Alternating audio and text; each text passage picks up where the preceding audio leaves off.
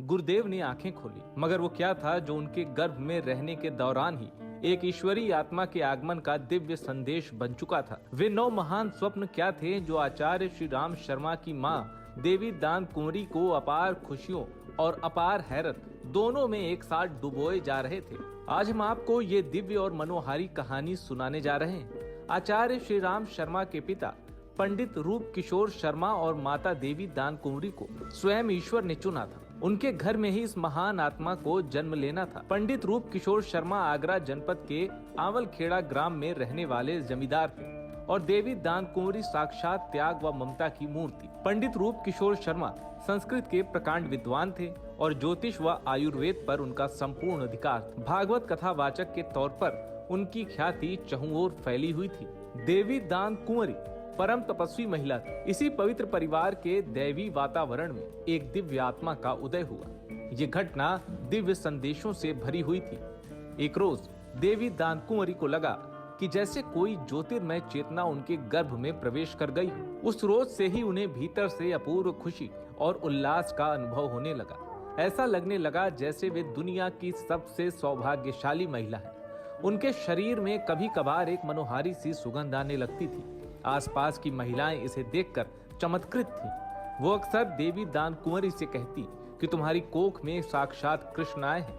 तुम्हारे चेहरे पर ऐसा तेज है कि आंखें निहारती रह जाती हैं। कभी कभी ऐसा भी होता था कि देवी दान कुंवरी को आधी नींद में ऐसा लगने लगता मानो चारों ओर से गायत्री महामंत्र की ध्वनि तरंगे निकलकर उनके शरीर में समाती जा रही हैं। वे जब भी अपना घरेलू कामकाज निपटाकर दोपहर विश्राम करने को होती, उन्हें एहसास होता कि जैसे अनेक देवी देवता उनके आगे हाथ जोड़कर स्तुति कर रहे हैं। वे भाव विवल होकर जब भी इन अनुभवों की चर्चा पति पंडित रूप किशोर शर्मा से करती तो वो कह उठते कि देवी, तुम किसी दिव्य शिशु को जन्म देने जा रही हो। गर्भ के अपने 9 महीनों में देवी दान कुंवरी ने 9 महान स्वप्न देखे। ये स्वप्न किसी महान घटना की पूर्व सूचना थे। कुछ तो ऐसा होने जा रहा था जो इस धरती पर किसी ईश्वरीय शक्ति के आगमन का स्पष्ट संकेत था। आचार्य श्री राम शर्मा की माता देवी दान कुंवरी ने गर्भ के पहले महीने में स्वप्न देखा कि वे यमुना नदी पर गई हैं, जहां उन्हें चांद तैरता दिखा है।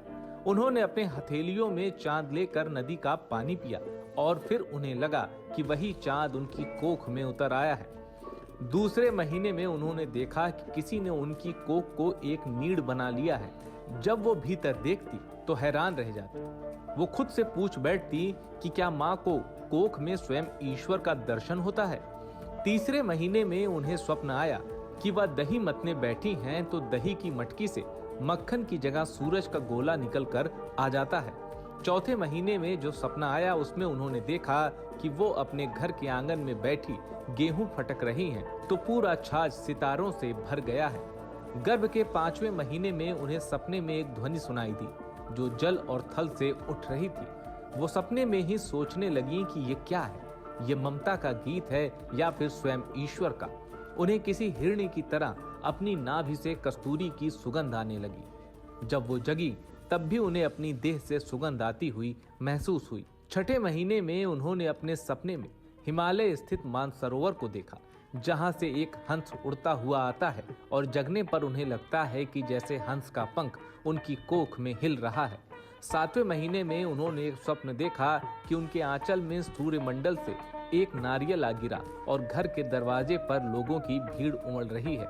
वे इस नारियल का प्रसाद लेने के लिए आए हुए हैं।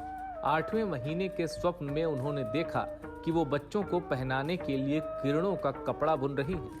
अब तक 9वां महीना लग चुका था। इस 9वें महीने में भी उन्होंने एक स्वप्न देखा। अब इस सपने में उन्हें लगा कि वो अपनी कोख के सामने माथा नवा रही हैं। देवी दान कुंवरी को इस स्वप्न में ऐसा प्रतीत हुआ कि जो भी उनकी कोख में है वो न अपना है न पराया है। वह अचल है, अविनाशी है, योगी है, सदाशिव है। वह संस्कृत पुरुष है जो थोड़े समय के लिए उनकी कोख को धन्य करने आया है। यही गूंज उनकी आत्मा में समाती गई। इस गूंज का सम्मोहन इतना प्रबल था कि वे अपनी प्रसव पीड़ा को भी भूल गई। जब तंद्रा टूटी तो परिवार के सदस्य बधाइयां दे रहे थे। पुत्र का जन्म हुआ था। इस बालक के चेहरे पर वो तेज था कि देखने वालों की आंखें चकाचौंध हुई जा रही थी। इस बालक का नाम श्री राम रखा गया। ये तिथि थी अश्विन कृष्ण त्रयोदशी विक्रम संवत 1968। आंग्ल कैलेंडर के मुताबिक 20 सितंबर 1911। ये दिन